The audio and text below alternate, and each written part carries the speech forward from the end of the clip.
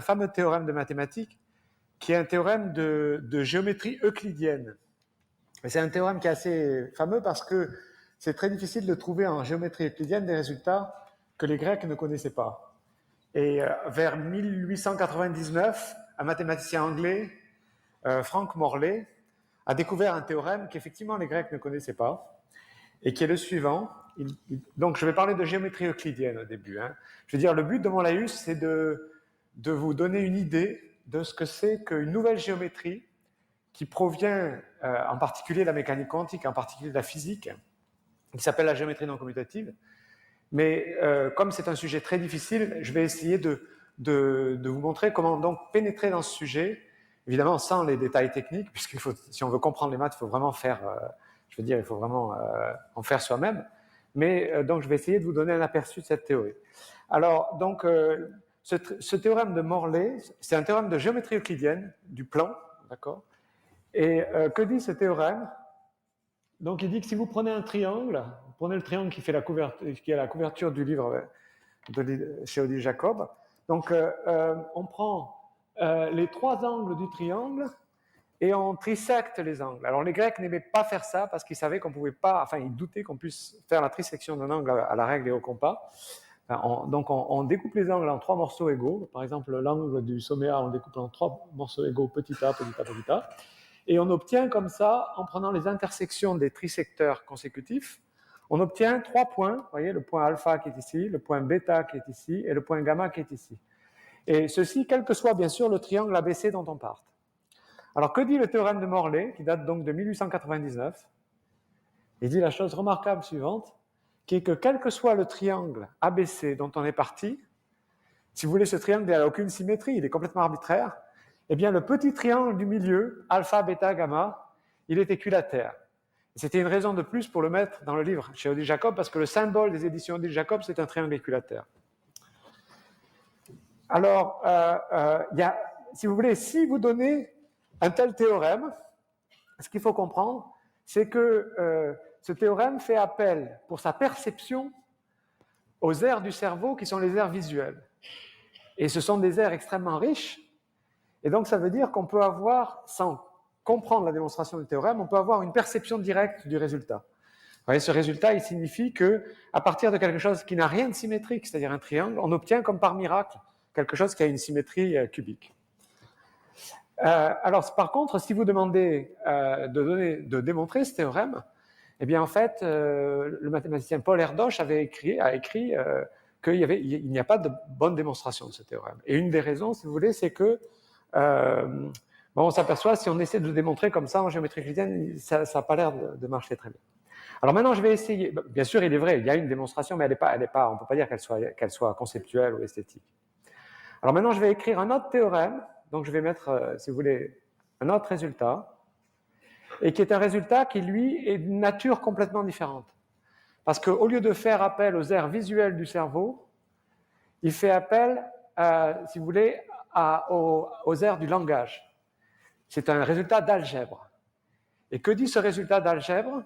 Il dit que chaque fois qu'on prend un corps, alors qu'est-ce que ça veut dire un corps? Ça veut dire quelque chose dans lequel on peut additionner, multiplier, et tout élément qui n'est pas nul a un inverse. D'accord? Et puis on a les règles habituelles, comme on fait avec les nombres habituels. Alors ce que dit ce théorème, c'est que quel que soit le corps K, donc ça veut dire qu'en fait ça va être simple à démontrer, quand c'est vrai dans une grande généralité, un résultat mathématique c'est plus simple à démontrer. On a en fait l'équivalence entre deux équations. Alors la première équation, c'est l'équation f cube, g cube, h cube est égal à 1. Et la deuxième équation, il y en a deux. Il y a j cube égale à 1, qui veut dire qu'on a une racine cubique de l'unité. Et la deuxième condition, c'est que alpha plus j bêta plus j carré gamma est égal à 0. Seulement, il faut simplement savoir où sont f, g, h. Alors, f, g et h, ce ne sont pas des éléments du corps, mais si vous voulez, ce sont ce qu'on appelle des matrices. C'est-à-dire, ce que vous prenez, c'est une matrice, ce qu'on appelle une matrice de 2. Mais le calcul des matrices est quelque chose de très très simple. C'est-à-dire que si vous prenez deux matrices, vous pouvez les multiplier en multipliant les lignes par les colonnes. On sait comment faire ça. Et donc, qu'est-ce que ça veut dire? Ça veut dire que si on contemple ce résultat, le théorème 2, et si on le compare au théorème 1, eh bien, il y a quelque chose de très frappant qui est la chose suivante, c'est que le théorème 2 n'est pas difficile. C'est-à-dire le théorème 2, vous pouvez le donner à un élève de terminale et il fera la démonstration. Pourquoi? Parce qu'en quoi consiste la démonstration? Elle consiste simplement à vérifier que les deux côtés donnent le même résultat. Et ça ne peut pas être difficile. C'est d'autant plus clair que ça va être facile que l'énoncé est valide pour tout corps. D'accord? Donc c'est ça la différence entre les deux, si vous voulez, c'est que d'un côté, vous avez un résultat géométrique qui est simple à appréhender dans son énoncé. De l'autre côté, vous avez un résultat algébrique. Et ce résultat algébrique, donc, comme je le disais, il fait appel à quelque chose de totalement différent. C'est-à-dire que quand un algébriste travaille en mathématiques, il ne regarde pas, il ne pense pas avec ses airs visuels, non, il fait des calculs. Et en fait, ces calculs, comme Hamilton le disait, ces calculs, ils sont basés vraiment sur le temps. C'est le déroulement du temps. Ce n'est pas du tout l'espace, c'est le déroulement du temps. Alors, maintenant, il y a une chose qui est tout à fait étonnante, si vous voulez, c'est que bien que ce théorème 2 soit infiniment simple, parce que c'est un calcul très simple, en fait, ça prend quelques lignes pour vérifier cette propriété, et bien maintenant, il y a un miracle qui se produit, c'est qu'on peut, je vais dire pourquoi, on peut vérifier immédiatement que le théorème 2, en fait, il implique le théorème 1. C'est-à-dire, il donne une démonstration du théorème de Morley, d'accord? Et je vais vous dire quelle est la démonstration.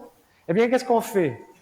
Alors, au début, quand je vous disais pour tout corps, vous voyez, le corps auquel vous pensez le plus, bien sûr, c'est le corps des nombres rationnels, par exemple, ou le corps des nombres réels.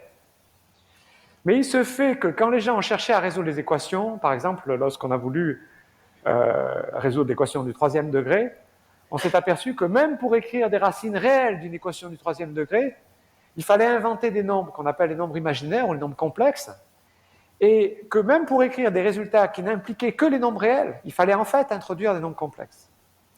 Alors ici, il y a une chose remarquable, incroyablement simple qui se produit, c'est que si vous introduisez des nombres complexes, vous voyez, c'est-à-dire à ce moment-là, vous pensez au plan, non pas comme, si vous voulez, comme l'espace euclidien à deux dimensions, mais vous pensez comme la droite complexe, et bien à ce moment-là, ce qui se produit, c'est qu'à chacun des sommets est associé un élément comme l'élément F. Par exemple, au sommet A est associée la rotation de centre A et d'angle 2 fois petit a. Donc vous prenez la rotation de centre A et d'angle 2 fois petit a. Au sommet B est associée la rotation de centre B et d'angle 2 fois petit b. Et de manière similaire pour le sommet C, vous prenez la rotation de centre C et d'angle 2 fois petit c. Eh bien, qu'est-ce qui se produit? C'est que, alors vraiment là, c'est un enfantillage, ça vient du fait que c'est la définition d'un triangle qui est que la somme des angles d'un triangle vaut pi. Eh bien, vous vérifiez qu'on a l'équation f cube, g cube, h cube est égal à 1. Si donc on pose f égale cette rotation, g égale celle-là, et h égale celle-là. Alors, qu'est-ce qu'on en déduit à cause du théorème 2? Eh bien, on en déduit qu'en fait, on a bien sûr l'autre formulation, la formulation qui est équivalente. Et qu'est-ce qu'elle dit, cette formulation? Elle dit que alpha plus j bêta plus j carré gamma est égal à 0, où alpha, c'est le point fixe de fg, bêta, c'est le point fixe de gh, et gamma, c'est le point fixe de hf. Si vous revenez au triangle, vous vous apercevez tout de suite que alpha, c'est exactement le point fixe du produit de ces deux rotations. Ça vient du fait que quand vous faites la première rotation, vous allez l'envoyer de l'autre côté de la droite à b, mais quand vous allez faire la deuxième rotation, il va revenir exactement là où il était. Donc alpha est le point fixe de fg, bêta de la même manière est le point fixe de gh, et gamma est le point fixe de hf. Mais maintenant, qu'est-ce qu'on a? Eh bien, on en déduit quelque chose qui n'était pas du tout donné au départ. On en déduit que alpha plus j bêta plus j carré gamma égale 0.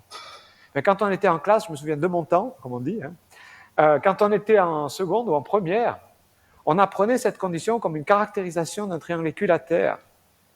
On apprenait que 3 points dans le plan complexe alpha, bêta, gamma sont les sommets d'un triangle équilatère si et seulement si on a l'équation alpha plus j bêta plus j carré gamma égale 0, où j est une racine cubique de l'unité.